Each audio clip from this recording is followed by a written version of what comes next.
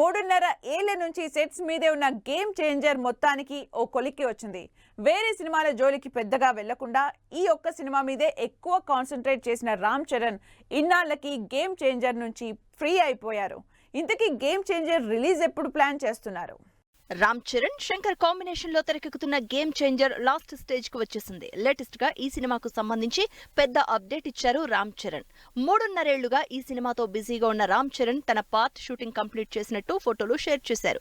The game changer about to change అంటూ interesting caption తో first day shoot కి వచ్చినప్పుడు, లాస్ట్ డే ప్యాకప్ అయిపోయి వెళ్లేటప్పుడు ఫోటోలతో సోషల్ మీడియాలో పోస్ట్ పెట్టారు చరణ్. రామ్ చరణ్, కియారా అద్వానీ జంటగా శ్రీకాంత్ లాంటి ఇంట్రెస్టింగ్ స్టార్ క్యాస్ట్ తో తెరకెక్కుతున్న గేమ్ చేంజర్ కి సంబంధించి చరణ్ రోల్ ఇంట్రెస్టింగ్ గా ఉండబోతోంది.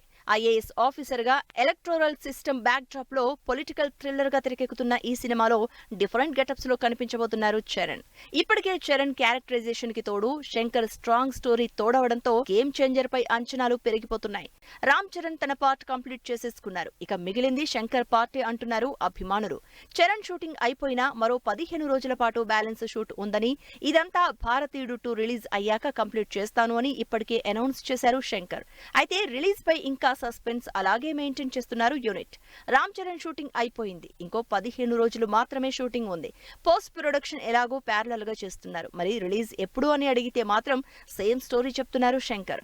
అంతా అయిపోయాక ఏది కరెక్ట్ డేట్ అనుకుంటే అప్పుడే రిలీజ్ చేస్తాం అని చెప్తున్నారు శంకర్. దాంతో ఈసారి కూడా రిలీజ్ డేట్ మీద క్లారిటీ రాలేదని ఫ్యాన్స్ ఫీల్ అవుతున్నారు.